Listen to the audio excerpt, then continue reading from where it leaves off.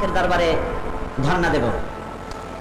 তবে প্রচলিত শবে বরাত যেটা করা হয়, রুটি তৈরি করা, হালুয়া তৈরি করা এবং এগুলি বিতরণ করা, এই রাত্রের জন্যই খাস করে নেওয়া, এটা সঠিক নয়।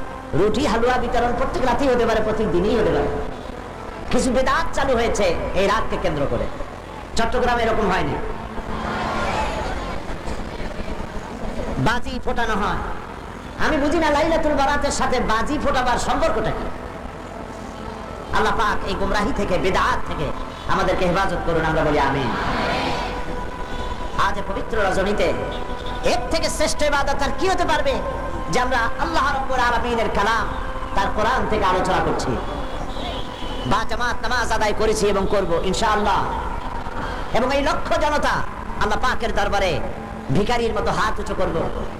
আর কোরআনে কারীমের আলোচনার চাইতে শ্রেষ্ঠ মাহফিল, শ্রেষ্ঠ ইবাদত পৃথিবীর বুকে আর কিছু হতে পারে না।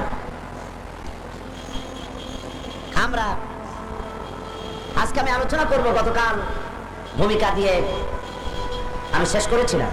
আজকে আপনারা আরো আলোচনা শুনেছেন। আসলে তো এই আলোচনার কোনো শেষ নাই। আছে নাকি কোনো শেষ? আল্লাহ রাব্বুল আলামিন কোরআনে কারীমের ভিতরে বলেছেন, কুল্লাহু কানাল বাহরু মিদাদান লিকালিমাতি রাব্বি লানাফিদাল বাহরু ক্বাবলা আন তানফাদা কালিমাতু রাব্বি ওয়ালাউ জিনা বিমিসলিহি মাদাদা।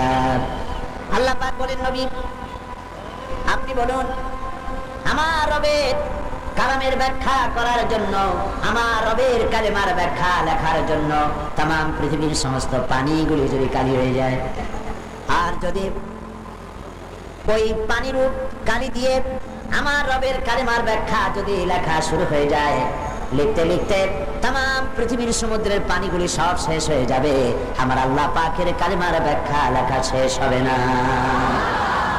হচ্ছে সেই কালামের প্রাণ। যুগ যুগ ধরে লোকেরা শুনছে, শুনবে, শেষ নাই।